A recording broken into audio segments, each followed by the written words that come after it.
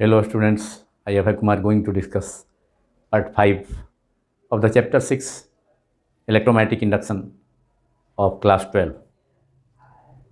In this part, I am going to solve the NCERT text problems, especially based on motional EMF, which are very important for the for different boards, 12 boards examinations, especially CBSE board examinations. Starting from the problem 6.4 of the NCERT textbook, a rectangular wire loop of sides 8 cm and 2 cm with a small cut is moving out of a region of uniform magnetic field of magnitude 0.3 Tesla directed normal to the loop. What is the EMF developed across the cut if the velocity of the loop is 1 cm per second in a direction normal to the larger side, and in B, shorter side of the loop, for how long does the induced voltage last in each case. एक rectangular wire loop है, एक आयताकार तार का loop है जिसमें कि cut बना हुआ है. देखिए यहाँ कट को हमने दिखाया है, यहाँ जो शॉर्टेड साइड है इसका ब्रेड्थ है उसमें कट को हमने दिखलाया है. तो कट के दोनों पॉइंट्स के बीच में कितना जो EMF प्रोड्यूस होगा उसको मालूम करना है. तो हम मान लेते हैं कि ये कट है, इसका नाम हम दे देते हैं पॉइंट M and N. ये कट का एक पॉइंट जो है रेक्टेंगुलर वायर लूप है, आयताकार शेप का है, तार का लूप है.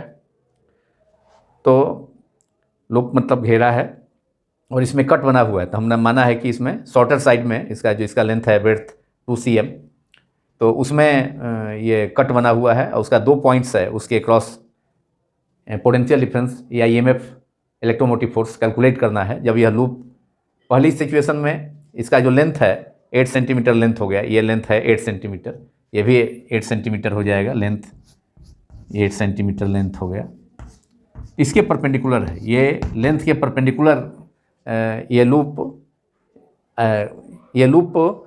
जो लेंथ है इसका अपना लेंथ 8 सेंटीमीटर, उसके परपेंडिकुलर बाहर निकल रहा है, मैग्नेटिक फील्ड से बाहर निकल रहा है. तो अपवर्ड डायरेक्शन में बाहर निकलते हुए हमने डायग्राम में इसको रिप्रेजेंट किया है.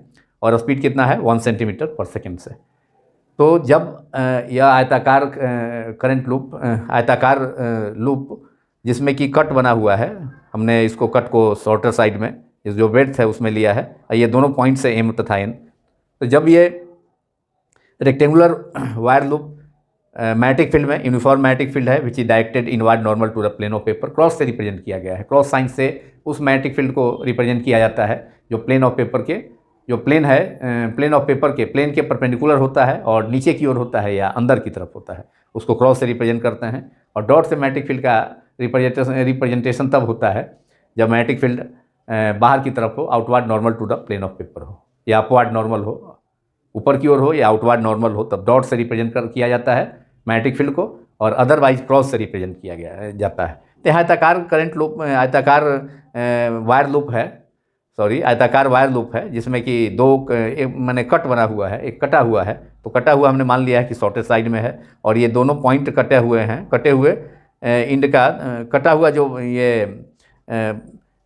कट जो बना हुआ है, कटा हुआ है आयताकार लूप यहाँ पर. तो हम माने हैं कि शॉर्टर साइड में कटा हुआ है, जिसका लेंथ जो है शॉर्टर साइड का 2 सेंटीमीटर है, 2 सेंटीमीटर, जो कि उसका ब्रेड्थ हो जाएगा, जबकि लेंथ L सेंटीमीटर है. तो जब मैग्नेटिक फील्ड से ये बाहर निकलेगा आयताकार लूप, तो क्या होगा, मैग्नेटिक फ्लक्स चेंज करेगा, मैग्नेटिक फ्लक्स में कमी आएगी, बाहर निकलेगा तब. तो उसके कारण magnetic flux that is there is change in magnetic flux, magnetic flux में चेंज होगा. और उसके कारण फैराडे फर्स्ट लॉ से अगर मैग्नेटिक फ्लक्स में चेंज होगा, किसी लूप से लिंक्ड, अगर किसी लूप से संबद्ध या लिंक्ड अगर मैग्नेटिक फ्लक्स में चेंज आता है, तो उसमें इंड्यूस EMF या इंड्यूस वोल्टेज प्रोड्यूस होता है. तो यहाँ भी दोनों कट के जो है, कट का दोनों का नाम दे दिए हैं. जो कट बना हुआ है तो उसका दोनों इंड का नाम M तथा N दे दिया है हमने. तो इन दोनों पॉइंट्स के बीच में माने ये पोटेंशियल डिफरेंस मालूम करना है.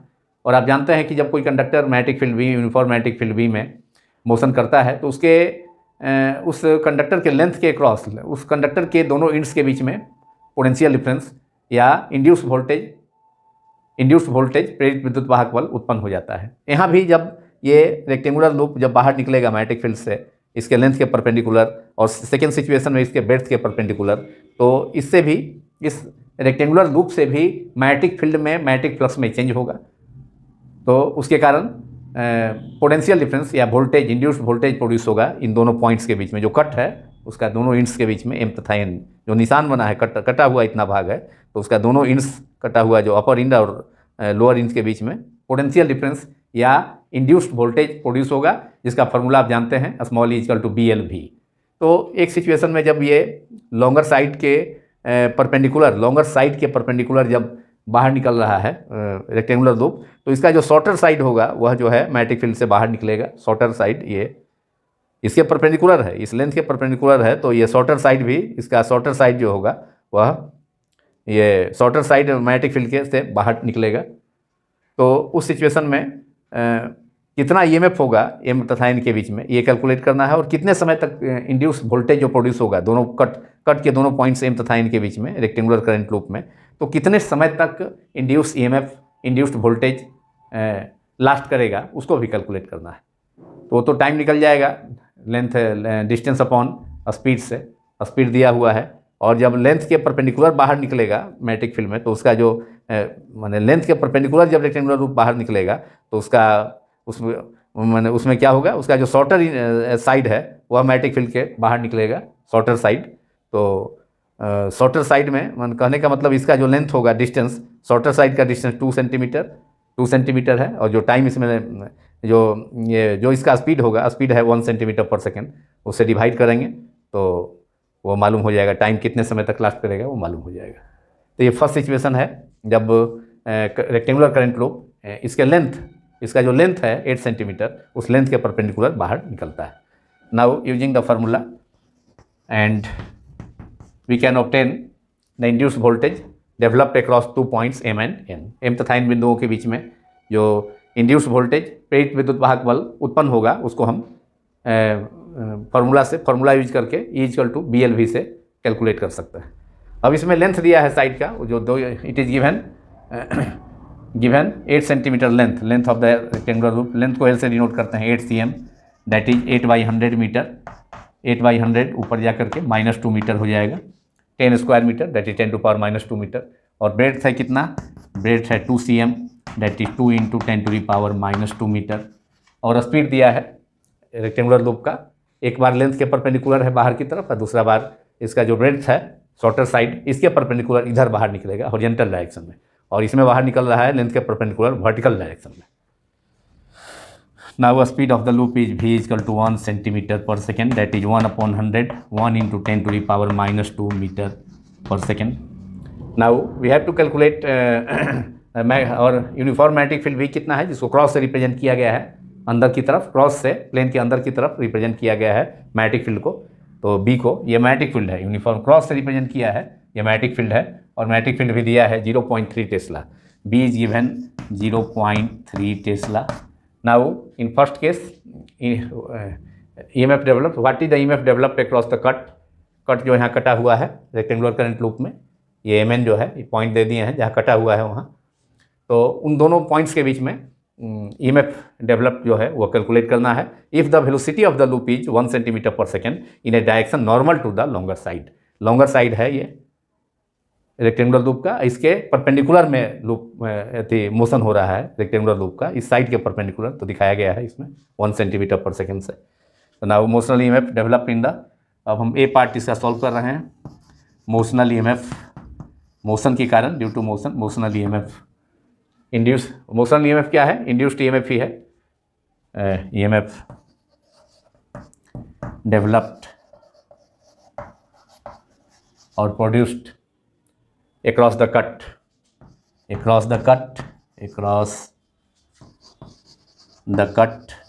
means point MN है, M तथा N के बीच में, between M and N, that is points between M and N is, अब मोशनल EMF का फार्मूला B is given 0.3 tesla, L is 8 centimetre, that is 8 × 10⁻² metre, and V is 1 centimetre per second, that is 1 × 10⁻², metre per second, 1 centimetre per second, इसको भी SI unit में 1/100 metre per second, that is 1 × 10⁻² metre per second. अब यह आ जाएगा 8 × 0.3 2.4 × 10⁻⁴ -2 × -2 -4, तो यही answer हो जाएगा इक्वल टू 2.4 × 10⁻⁴ वोल्ट। ये वोल्ट हो गया। अगर इसको 0.24 × 10⁻³ कर देते हैं तो 0.24 मिली वोल्ट हो जाएगा। -1 पावर यहाँ जो है तो 0.24 हो जाएगा, -1 पावर से मल्टीप्लाई कर देंगे हैं तो 0.24 × 10⁻³ volt, that is 0.24 millivolt हो जाएगा। और ऐसे 2.4 × 10⁻⁴ वोल्ट। तो यह ईएमएफ डेवलप्ड हो गया इस कट के दोनों पॉइंट्स एम तथा एन के बीच में, जब लॉन्गर साइड रेक्टेंगुलर लूप का मैग्नेटिक फील्ड के बाहर निकल रहा है। तो फार्मूला जो यूज करेंगे BL इंटू वेलोसिटी जो होता है मोशन, जिस कंडक्टर का मोशन होता है, जिस कंडक्टिंग पार्ट का मोशन होता है, तो वही उसका फार्मूला BL इंटू V। जो कंडक्टर मोशन करता है V स्पीड से तो उसका फार्मूला यूज करते हैं BL इंटू V। यहाँ पर मोशन लेंथ के क्रॉस है तो BL इंटू V। अगर मोशन सेकेंड केस में ब्रेस्ट के परपेंडिकुलर होगा तो उसमें फार्मूला हो जाएगा कैपिटल B, ये motion EMF across the cut that is between points M and N is given by small E equal to capital B। अब यहाँ देखिए मोशन इसके परपेंडिकुलर होगा इसके, तो जिस लेंथ के जिस कंडक्टिंग साइड के लेंथ के परपेंडिकुलर होगा, जिस कंडक्टिंग साइड के परपेंडिकुलर मोशन होगा उस लेंथ को कंसीडर करेंगे। तो small induce voltage across voltage produced across cut that is point 7 N is capital B। अब यहाँ L की जगह क्या लेना होगा, कौन साइड लेना होगा, ये B small b into velocity तो उतना ही है 1 सेंटीमीटर पर सेकेंड। अंतर है कि अब स्पीड इसका अपवार्ड नहीं होगा, लेंथ के परपेंडिकुलर नहीं होकर के अब ब्रेड्थ जो है रेक्टेंगुलर लूप के ब्रेड्थ के परपेंडिकुलर बाहर की तरफ होगा। तो उसमें फार्मूला हो जाएगा ये मोशन में produced between the cut that is points M and N is equal to small E equal to capital B small b into V। इसका भी वेलोसिटी उतना ही है 1 centimetre per second square case B में दिया हुआ है। तो यहाँ तो हमने इसका मालूम कर दिया motional EMF induce EMF across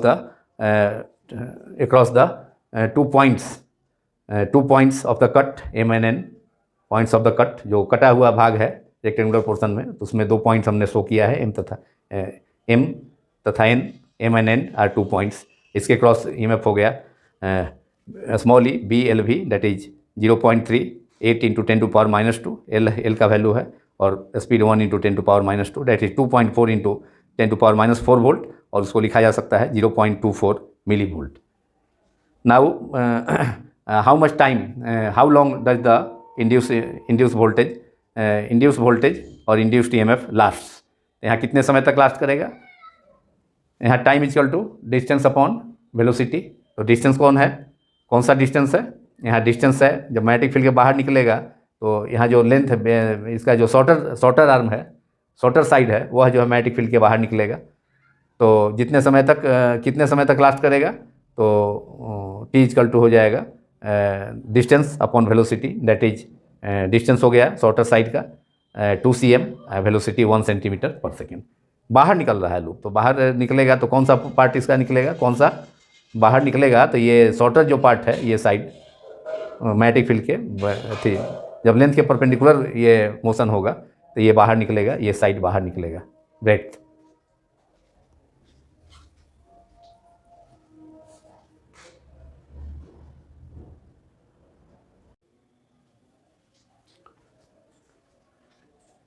Now, how long does the induced voltage lasts in each case? हम अभी सॉल्यूशन कर रहे हैं इसका पार्ट ए का। तो पार्ट ए में induced EMF BLV small e BLV cut के क्रॉस जो कटा हुआ भाग है रेक्टेंगुलर लूप का कटा हुआ पोर्शन है उसके क्रॉस M तथा N पॉइंट्स के बीच में induce EMF equal to 2.4 × 10⁻⁴ volt या 0.24 मिली वोल्ट उसको लिखा जा सकता है।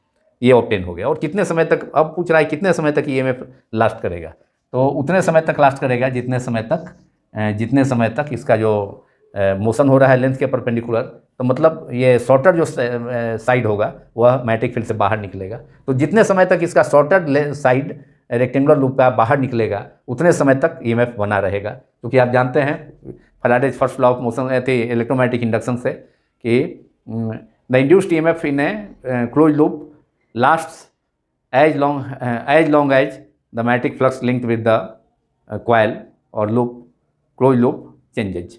जितने समय तक क्लोज लूप से एसोसिएटेड या लिंक्ड मैग्नेटिक फ्लक्स चेंज करेगा उतने समय तक ईएमएफ रहेगा, और चेंज का होना बंद हो जाएगा अगर मैग्नेटिक फ्लक्स में, तो इंड्यूस्ड ईएमएफ भी जीरो हो जाएगा उस सिचुएशन में।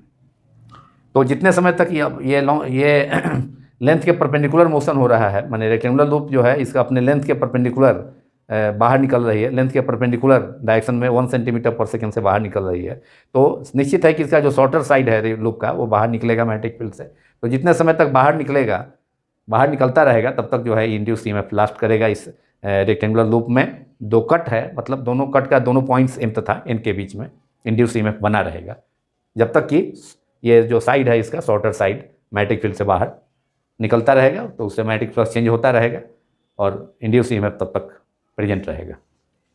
तो नाउ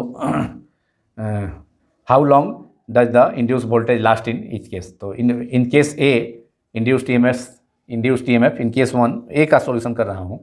तो the induced EMF developed across 2 points that is across the cut. Induced EMF last कितने समय तक, last for time t equal to time during which the shorter side of the rectangular loop is moving out of the magnetic field. तो time equal to length distance upon velocity. तो shorter side का distance जो है b है जो कि 2 cm है, तो ये b हो जाएगा b अपॉन v, और b is 2 cm, that is 2 into 10 to power minus 2 meter, and v is 1 centimeter per second, that is 1 into 10 to power minus 2 meter per second।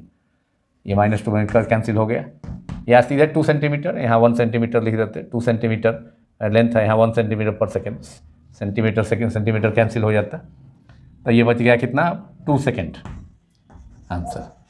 2 second तक EMF last करेगा और 2 second तक जो shorter side है वो magnetic field के बाहर निकलेगा, तो मैग्नेटिक फ्लक्स में चेंज होगा। Now part B, I am going to solve part B. तो now induced EMF across 2 points of the cut m and n, 2 points m and n of the cut of the rectangular loop is now motional EMF or induced EMF developed, motional EMF developed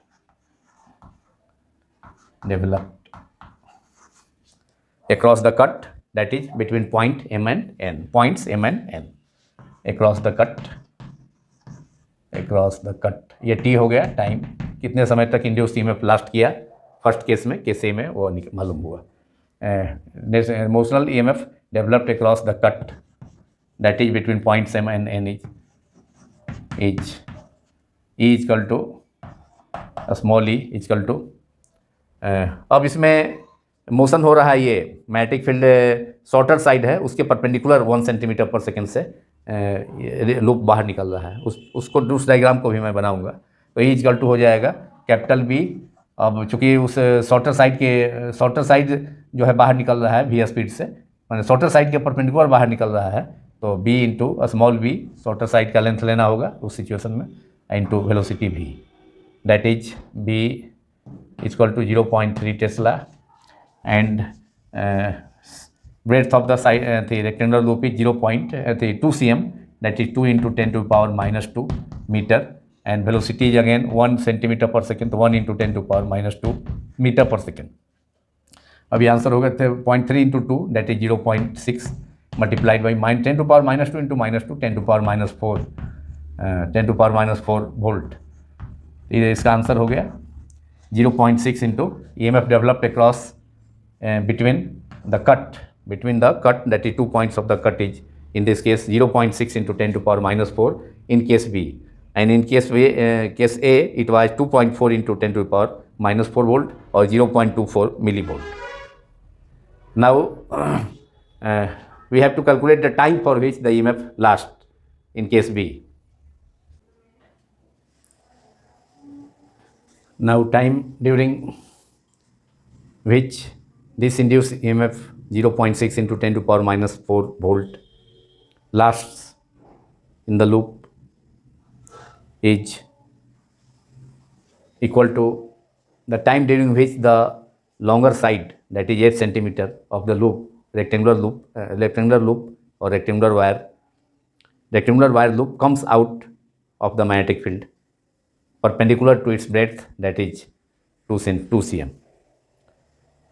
अब यहाँ पर loop जो है beds के perpendicular बाहर निकल रहा है हॉरिजॉन्टल डायरेक्शन में, वहाँ निकल रहा था, that is along x axis, वहाँ प्लस वाई एक्सिस के लॉन्ग मूव कर रहा था लेंथ के परपेंडिकुलर, तो वहाँ पर शॉर्टर साइड बाहर निकल रहा था, उसका shorter side that is beds बाहर निकल रहा था मैग्नेटिक फील्ड के, और यहाँ पर चूँकि शॉर्टर साइड के perpendicular 1 centimetre per second speed से या rectangular wire loop magnetic field के बाहर निकल रहा है, तो यहाँ पर जो लॉन्गर साइड है जिसका लेंथ 8 cm है वह मैग्नेटिक फील्ड से बाहर निकलेगा, और जितने समय तक बाहर निकलेगा उतने समय तक magnetic flux linked with the rectangular loop change होगा, और उतने समय तक इसमें रेक्टेंगुलर लूप में दोनों पॉइंट जो कट है एम तथा एन पॉइंट सपोज किए थे कि सी में भी, ये फिगर 2 है,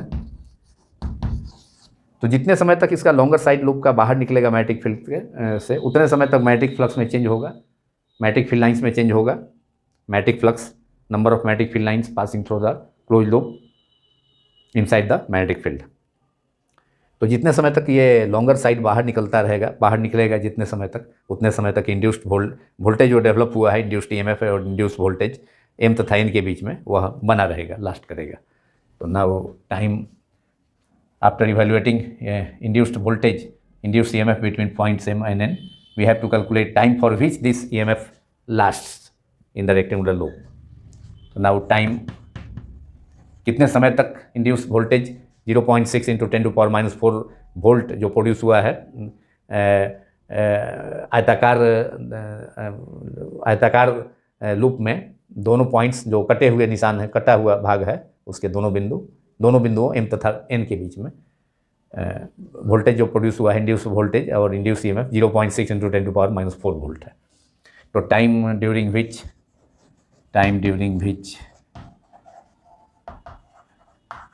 this induced EMF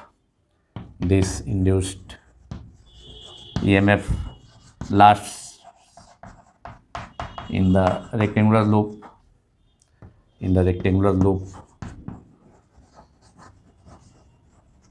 और किसके क्रॉस उत्पन्न हुआ है, किसके दोनों पॉइंट्स जो कटा हुआ भाग है रेक्टेंगुलर लूप का, उसके दोनों पॉइंट्स के बीच में इंड्यूस वोल्टेज प्रोड्यूस हुआ है। तो ये टाइम किसके होगा, this time is equal to the time during which the longer side of the rectangular loop moves out of the magnetic field। जितने समय तक आयताकार जो लूप है उसका लॉन्गर साइड जिसका लेंथ 8 सेंटीमीटर है वह लूप से बाहर निकलेगा, तब तक मैग्नेटिक फ्लक्स में चेंज होता रहेगा रेक्टेंगुलर लूप से, और इंड्यूस्ड ईएमएफ बना रहेगा according to first law, according to the second part of the Faraday second law of electromagnetic induction. Faraday के विद्युत चुंबकीय प्रेरण का पहला नियम के दूसरे भाग से यह चीज़ उसमें इंफॉर्मेशन मिलता है कि किसी बंद लूप में इंड्यूस्ड ईएमएफ या इंड्यूस वोल्टेज प्रेरित विभवांतर तब तक उपस्थित रहता है जब तक उस बंद लूप से चुंबकीय फ्लक्स में परिवर्तन होता रहता है। तो T equal to distance upon velocity, distance is length of the longer side that is L upon time speed भी। Now L is equal to length longer side का कितना है 8 सेंटीमीटर, ये लॉन्गर है, ये भी लॉन्गर है, तो 8 cm upon V equal to velocity फिर उतना ही है जब लूप ब्रेड्थ के परपेंडिकुलर बाहर निकल रहा है हॉरिजॉन्टल डायरेक्शन में, मतलब प्लस एक्स एक्सिस के लॉन्ग, तो यहाँ भी 1 centimetre per second, that is centimetre cancel हो गया, दैट इज 8 सेकेंड इनवर्स, ऊपर जाकर सेकेंड हो जाएगा 8 सेकेंड आंसर। तो 8 सेकेंड तक जो है सेकेंड केस में, केस बी में ईएमएफ प्रेजेंट रहेगा दोनों पॉइंट्स एम तथा एन के बीच में।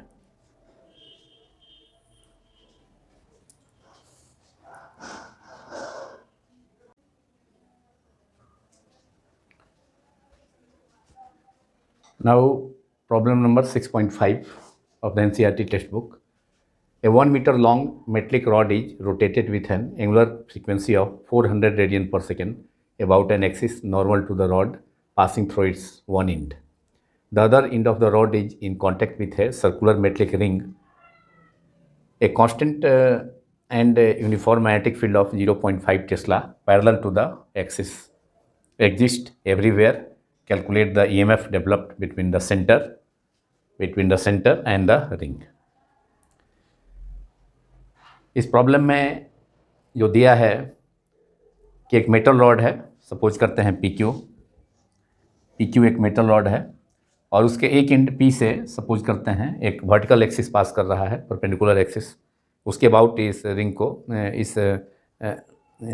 इस वर्टिकल एक्सिस जो इसके एक इंच से वन इंच से पास कर रहा है, तो इस परपेंडिकुलर एक्सिस के अबाउट इस रॉड को रोटेट कराया जा रहा है और इसका दूसरा जो एंड है वह रिंग के कांटेक्ट में है। रॉड का दूसरा एंड Q रिंग के कांटेक्ट में है, एक रिंग है उसके कांटेक्ट में। अब यहाँ फर्स्ट एंड से जो परपेंडिकुलर एक्सिस पास कर रहा है, तो फर्स्ट एंड को अब सेंटर पर मानते हुए इस दूसरे रिंग को रोटेट कराया जा सकता है। जो दूसरा एंड रॉड का है वह रिंग के कांटेक्ट में होगा और मैग्नेटिक फील्ड जो है वह प्लेन के नॉर्मल है, इनवर्ट नॉर्मल दिखाए हैं। और एक्सिस जो है ये परपेंडिकुलर एक्सिस भी चूँकि रॉड के प्लेन के परपेंडिकुलर है और मैग्नेटिक फील्ड भी जो प्लेन है, जिस प्लेन में रॉड है उसके परपेंडिकुलर है। इसका मतलब है कि मैग्नेटिक फील्ड और ये जो एक्सिस है जो कि रॉड के one and that is P से पास कर रहा है, तो मैग्नेटिक फील्ड इस एक्सिस के क्या हो जाएगा, पैरेलल हो जाएगा। क्योंकि दोनों ही जो रॉड है उसके प्लेन के क्या है, जिस प्लेन में रॉड है उस प्लेन के क्या है, परपेंडिकुलर है। एक्सिस भी परपेंडिकुलर है, मैग्नेटिक फील्ड भी परपेंडिकुलर है, तो इसलिए एक्सिस और मैग्नेटिक फील्ड दोनों एक दूसरे को पैरेलल हो जाएगा। तो अब इसमें कैलकुलेट करना है the EMF develop between the centre and the ring. Centre का मतलब जो ये रॉड का जो फर्स्ट एंड है जिससे एक्सिस पास किया है, तो इसको इस एंड को सेंटर पर मान लिया जाए और सर्कुलर रिंग अदर एंड जो है Q रॉड का वह सर्कुलर रिंग के टच में है। तो ये सर्कुलर रिंग जो है एक सर्किल, तो कहने का मतलब रोटेशन जो रॉड का होगा वह एक सर्कुलर रिंग के अलॉन्ग होगा, मतलब सर्कुलर पाथ पर होगा और उस सर्किल के सेंटर पर एंड P हो जाएगा। तो इसलिए एंड P और दूसरा जो आपका रिंग है, चूँकि रॉड का दूसरा एंड कांटेक्ट में है रिंग के, तो इसलिए सेंटर और रिंग के बीच में कितना, मतलब इसका मतलब है कि इस रॉड के क्रॉस कितना, दोनों एंड्स के बीच में, सेंटर और रिंग के बीच का मतलब है कि इस रॉड के दोनों एंड्स के बीच में कितना पोटेंशियल डिफरेंस होगा, कितना EMF होगा, वो कैलकुलेट करना है। तो रोटेशन के केस में हम जानते हैं कि रोटेशनल EMF का जो एक्सप्रेशन है E = ½ BL² ओमेगा, तो उसको यूज करते हैं उस फार्मूला को। ये अच्छा प्रॉब्लम है, इंपॉर्टेंट प्रॉब्लम है ये। इस टाइप का प्रॉब्लम CBSE बोर्ड में भी और अदर बोर्ड्स में भी पूछा जा चुका है प्रीवियस ईयर्स में। 1 meter long, it is given length of the rod is 1 meter, 1.0 meter, that is 1 meter, rotated with an angular speed omega। Suppose कर दिया है कि एंटी क्लॉकवाइज डायरेक्शन में रॉड का रोटेशन है उस एक्सिस के अबाउट, जो कि उस रॉड के वन एंड P से पास करने वाला परपेंडिकुलर एक्सिस के अबाउट हो रहा है। L = 1 मीटर हो गया। Omega angular frequency is 400 radian पर सेकेंड और magnetic field, uniform magnetic field है 0.5 टेस्ला, जो कि एक्सिस के पैरेलल है। इस एक्सिस, चूँकि एक्सिस भी परपेंडिकुलर है, इस रॉड के परपेंडिकुलर है और मैग्नेटिक फील्ड भी रॉड के प्लेन के परपेंडिकुलर है, इसलिए एक्सिस जो होगा, एक्सिस वह मैग्नेटिक फील्ड के पैरेलल हो जाएगा। तो मैग्नेटिक फील्ड भी given which is 0.5 tesla, 0.5 tesla. Now we have to calculate the potential difference between EMF developed between in D, that is axis, in D of the rod and other end of the rod which is in contact with the ring. तो EMF is equal to what निकालना है। तो EMF जो होता है induce EMF developed across the ends of ends of the conductor rotating in a uniform magnetic field is, using the formula we have, using the formula we have, motional EMF produced across the rotating rod inside the magnetic field is 1/2 B 1/2 BL² omega that is 1/2 और magnetic field भी 0.5 tesla 0.5 Tesla. Length of the rod is 1 square multiplied by omega is 400 radian पर second 400 radian पर second. ये 2 से cancel हो गया थी 2 से 400 कैंसिल होकर 200 इसमें बचेगा. तो 200 1 स्क्वायर डेट इज 1 और मल्टीप्लाई 0.5 और एक जीरो ये 200 का एक जीरो इस डिसमल से कैंसिल हो जाएगा क्योंकि 0.5 है तो 5/10 डेट इज. तो रिजल्ट आपका आएगा तो केवल बचा 20 × 5 डेट इज 100. देयरफॉर ये EMF rotational EMF developed between across the two ends of the rod that is the center and the ring circumference of the ring उसके कांटेक्ट में है रॉड. तो is only it 20 × 5 that is 100 volt. This is the answer of this problem. ये answer हो गया.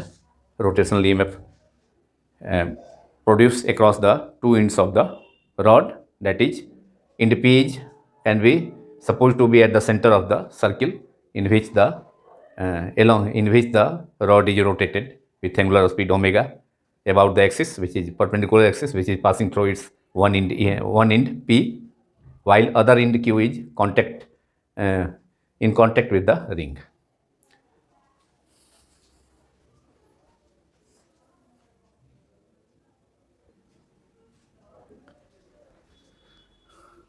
Now problem number 6.7 of the NCERT textbook. A horizontal straight wire 10 meter long extending from east to west is falling with a speed of 5.0 meter per second at right angles to the horizontal component of the Earth's magnetic field 0.30 into 10 to the power minus 4 Weber per meter square or Tesla.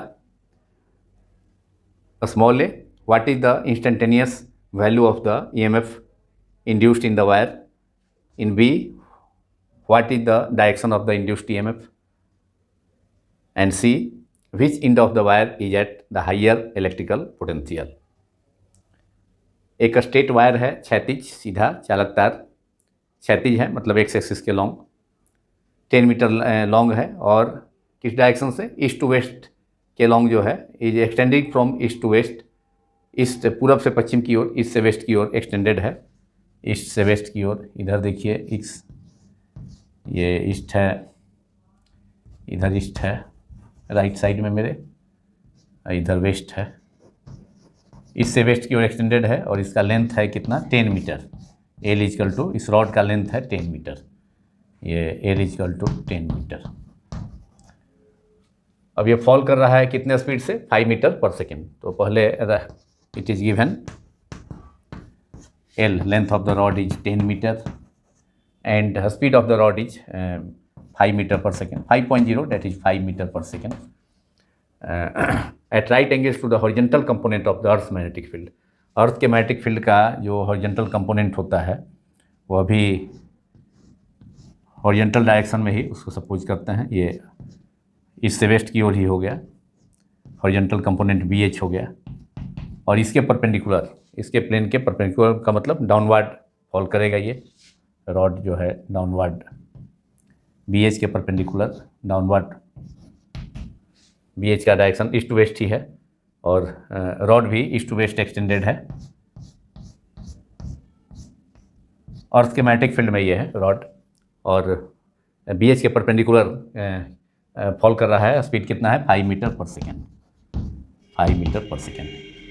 तो अर्थ के magnetic field horizontal component of magnetic field में fall करने के कारण इसके ends के बीच में कितना ये इंड मान लेते हैं P है जो वेस्ट साइड में है और इस साइड में ये P है और इसको Q मान लेते हैं ईस्ट की ओर एक्सटेंडेड है ईस्ट से वेस्ट की ओर. तो इसको हम P मान लेते हैं इसको Q मान लेते हैं. इसको भी इस इंड को भी P माना जा सकता है तो ये Q होगा. तो अब अर्थ का हॉरिजॉन्टल मैग्नेटिक फील्ड का जो कंपोनेंट है BH उसके मैग्नेटिक फील्ड में BH के परपेंडिकुलर वो फॉल कर रहा है कितने वेलोसिटी से downward 5 metre per second.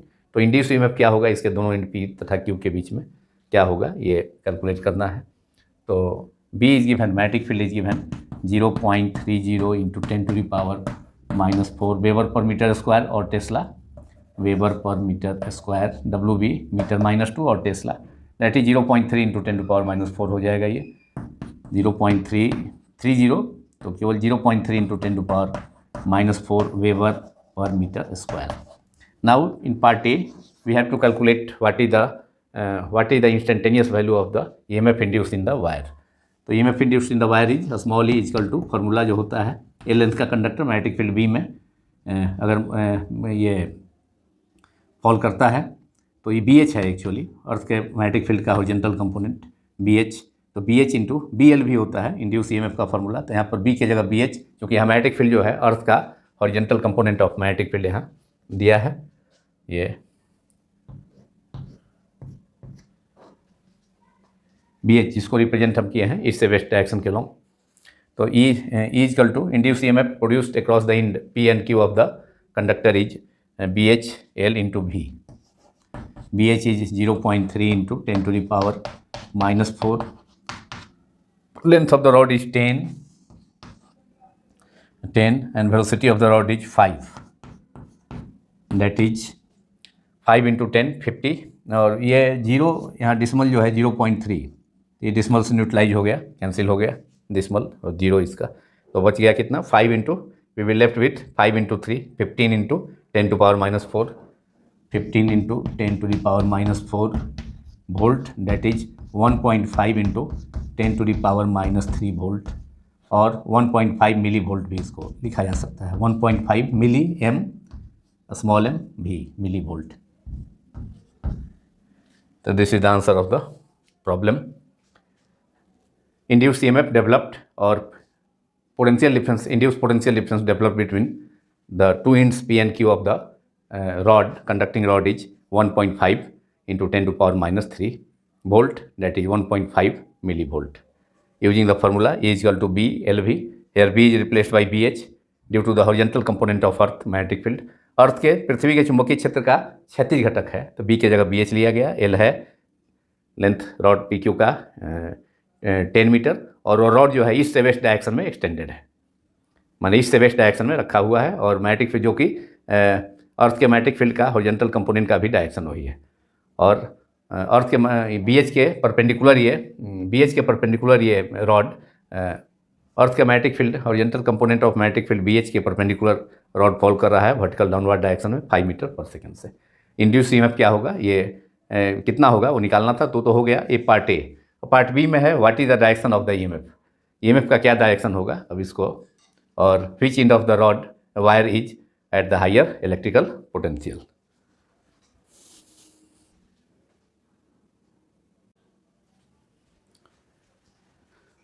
Now the solution of answer of part B of this problem, what is the direction of the induced EMF?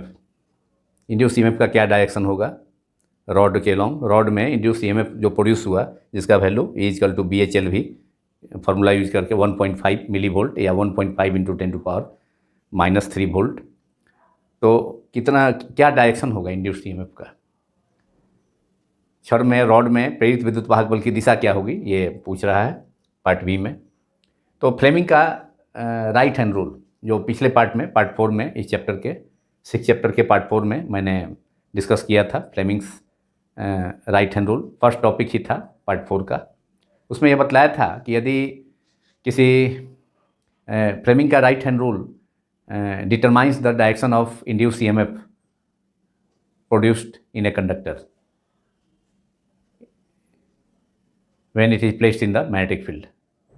अगर कोई चालक क्षण समरूप चुंबकीय क्षेत्र में रखा जाता है या समरूप चुंबकीय क्षेत्र में गतिशील होता है, मोशन करता है, तो उसके दोनों एंड्स के बीच में जो पोटेंशियल डिफरेंस प्रोड्यूस होता है उसको मोशनल ईएमएफ कहा जाता है, गतिक विद्युत वाहक बल। तो मोशनल ईएमएफ जो होगा इंड्यूस नेचर होगा, due to change in magnetic flux produce होता है, मैग्नेटिक फ्लक्स में चेंज के कारण प्रोड्यूस होगा, तो इसलिए इंड्यूस ईएमएफ होगा। तो उसका डायरेक्शन क्या होगा, तो डायरेक्शन डिटरमाइन करता है यूनिफॉर्म मैग्नेटिक फील्ड में कोई कंडक्टर अगर मूव कर रहा है, मोशन में है, तो उसमें इंड्यूस ईएमएफ जो प्रोड्यूस होगा उसके डायरेक्शन को डिटरमाइन करता है Fleming's right hand rule, Fleming's right hand rule.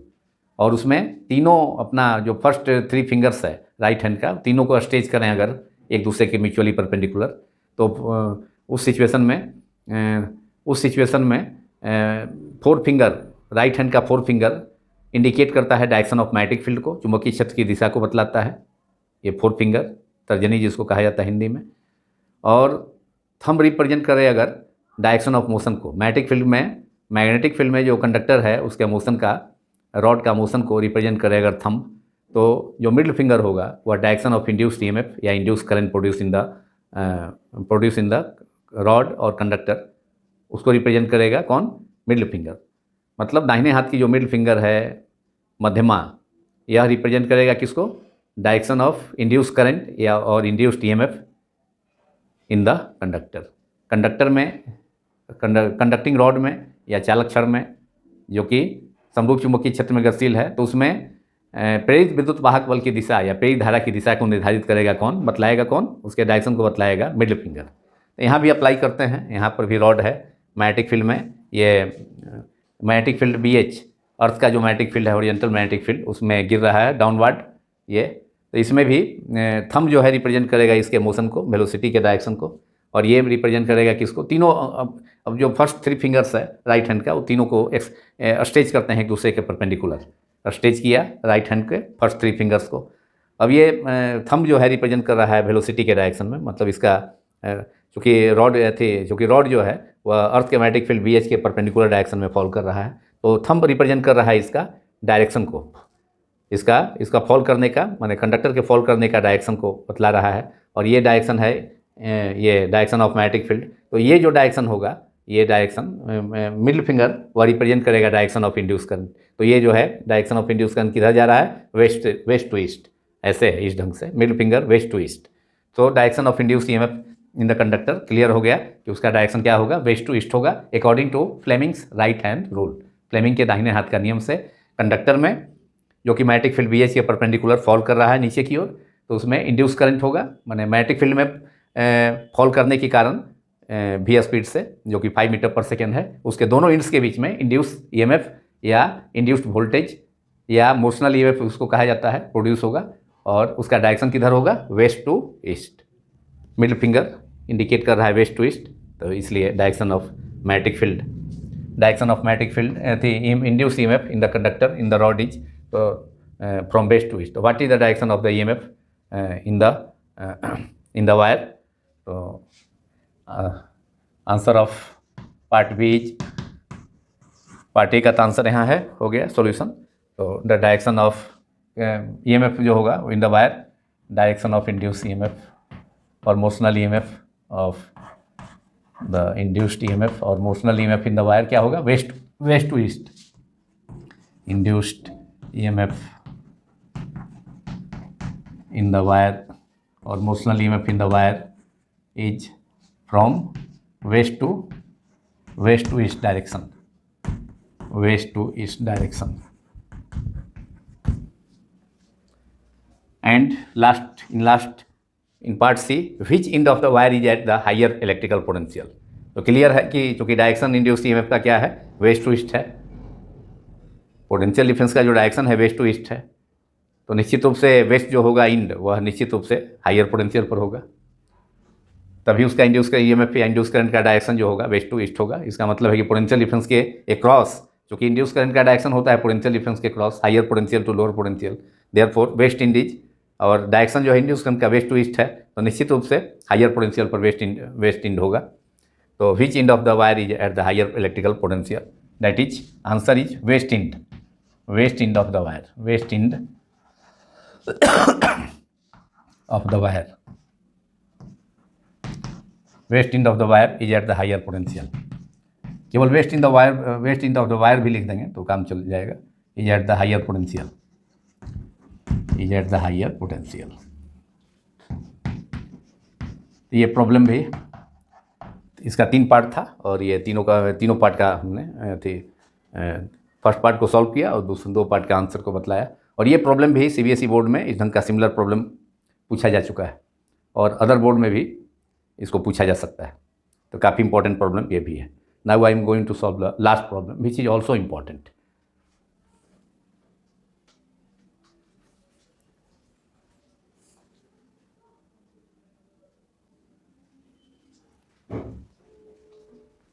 Now the last problem 6.10. A jet plane is traveling towards west at a speed of 1800 kilometer per hour. What is the voltage difference between the ends of the wing having a span of 25 meter if the Earth's magnetic field at the location has a magnitude of 5 into 10 to the power minus 4 Tesla and the deep angle is 30 degree. एक aeroplane travel कर रहा है जिसका speed दिया है और किधर किधर है, टुवार्ड्स वेस्ट की ओर। वेस्ट की ओर का मतलब ईस्ट से वेस्ट की ओर, मतलब ये वेस्ट की ओर है, ये डायरेक्शन, ये वेस्ट है और इधर प्लेन फ्लाई कर रहा है और अर्थ के मैग्नेटिक फील्ड का हॉरिजॉन्टल कंपोनेंट वो भी इसी डायरेक्शन के अलोंग होगा, इधर ही होगा। बी एच का डायरेक्शन भी इधर ही है और प्लेन का भी डायरेक्शन इधर ही है। और प्लेन का जो ब्लेड है, ये ब्लेड है, ये परपेंडिकुलर हो जाएगा उसके मोशन के, डायरेक्शन ऑफ मोशन के। अब इधर प्लेन मूव कर रहा है,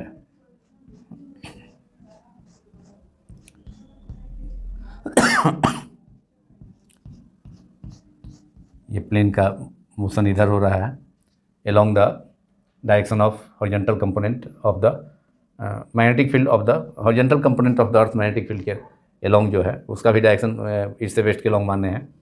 तो बी एच तो और अर्थ का जो मैग्नेटिक फील्ड होगा, मैग्नेटिक फील्ड का डायरेक्शन वो होगा किधर, और एंगल ऑफ डीप भी दिया है। एंगल ऑफ डीप हो गया कहाँ से, अर्थ का टोटल जो मैग्नेटिक फील्ड है बी, उसका डायरेक्शन अगर बी एस से एंगल जितना फॉर्म करता है that angle is delta. Angle of deep दिया है और एक ये मैग्नेटिक फील्ड टोटल अर्थ का मैग्नेटिक फील्ड भी है, इसका दो कंपोनेंट है, एक हॉरिजॉन्टल कंपोनेंट है, दूसरा वर्टिकल कंपोनेंट होगा। तो वर्टिकल कंपोनेंट इसके अलॉन्ग होगा बी भी, इधर होगा बी भी, और बी भी होता है बी साइन डेल्टा, और बी एच हो गया B cos delta. B H equal to B cos delta. Magnetic field B जो कि इंक्लाइंड है इस पॉइंट पर, मान लिया कि ये पॉइंट है अर्थ के प्लेस पर, ये पॉइंट है जहाँ की अर्थ के किसी जगह पर उस प्लेस पर मैग्नेटिक फील्ड दिया है, अर्थ का total magnetic field B vector दिया है और बी वेक्टर का मैग्नीट्यूड दिया है मैग्नेटिक अर्थ के मैग्नेटिक फील्ड का, टोटल मैग्नेटिक फील्ड का 5 × 10⁻⁴ टेस्ला। और ये एंगल ऑफ डीप हो गया जो कि कितना है 30 degree, delta equal to 30 degree है। और ये आपका ब्लेड है, आपका ये विंग है, एरोप्लेन का विंग। एरोप्लेन फ्लाई कर रहा है, एरोप्लेन भी इसी डायरेक्शन में, वेस्ट टू ईस्ट डायरेक्शन में एरोप्लेन फ्लाई कर रहा है, एरोप्लेन फ्लाई कर रहा है इसी डायरेक्शन में। और स्पीड भी दिया है इसका 1800 kilo, velocity of the plane is 1800 kilometre per hour, जो कि अर्थ का जो मैग्नेटिक फील्ड का हॉरिजॉन्टल कंपोनेंट है उसी के डायरेक्शन के अलॉन्ग मोशन हो रहा है। लेकिन इसका जो ब्लेड है वह ब्लेड इसके मोशन के परपेंडिकुलर है। तो ब्लेड का जो लेंथ है और स्पैन का जो लेंथ है वो कितना है 25 मीटर, इसका 25 मीटर एल है, एल इक्वल टू 25 मीटर। तो कह रहा है कि जो विंग है, एरोप्लेन का जो विंग है उसके एक क्रॉस कितना होगा, टोटल वोल्टेज कितना होगा, what is the voltage difference या potential difference between the ends of the wing. ये विंग है, इसको वर्टिकल हमने दिखलाया है, वर्टिकल कंपोनेंट उसी के अलॉन्ग है, जिधर वर्टिकल कंपोनेंट है अर्थ के मैग्नेटिक फील्ड का उधर ही विंग है। एरोप्लेन फ्लाई कर रहा है वेस्ट से ईस्ट से वेस्ट डायरेक्शन में, स्पीड है 1800 kilometre per our, 1800 kilometre per our. और एंगल ऑफ डीप दिया है बी एस से जो इंक्लिनेशन है, बी का बी एस से इंक्लिनेशन को डीप कहा जाता है जो कि डेल्टा है 30 डिग्री है।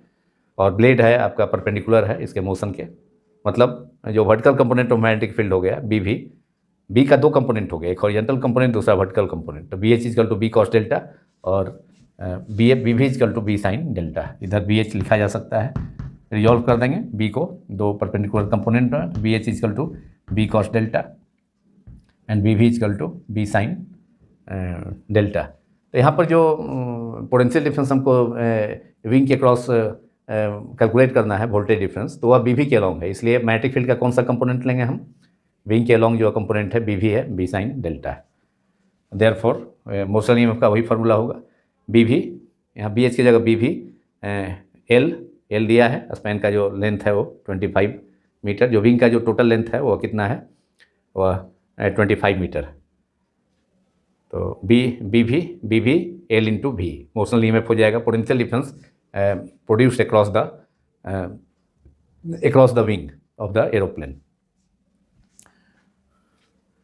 Now I am going to solve it after explaining the figure. Now a speed v of the plane 1800 kilometer per hour, that is 1800 multiplied by 5 by 18 metre per second में convert कर दिया ऐसा unit में। 18 से 1800 cancel होकर के 100, that is 100 into 500 metre per second हो गया speed of the plane. VP भी लिख सकते थे यहाँ सफिक्स में, केवल भी लिखा है। एंड विंग का जो लेंथ है, हैविंग ए स्पैन, जो लेंथ है उसका विंग का वो कितना है 25 metre, L equal to 25 metre. Magnetic field at the location, मान लिया कि अर्थ का लोकेशन जहाँ पर ये जहाँ पर प्लेन जो है फ्लाई कर रहा है, तो उस वहाँ पर जो है उसके नीचे अर्थ का जो लोकेशन है, तो वहाँ पर मैग्नेटिक फील्ड का जो वैल्यू है वो कितना है 5 × 10⁴ में थी, 5 × 10⁻⁴ टेस्ला। ये हो गया B equal to 5 × 10⁻⁴ Tesla.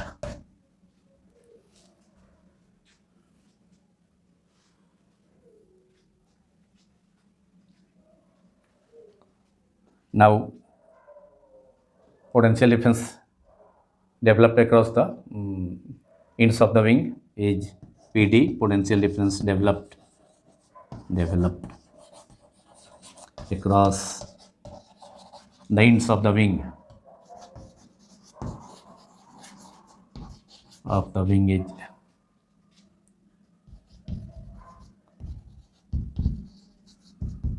is now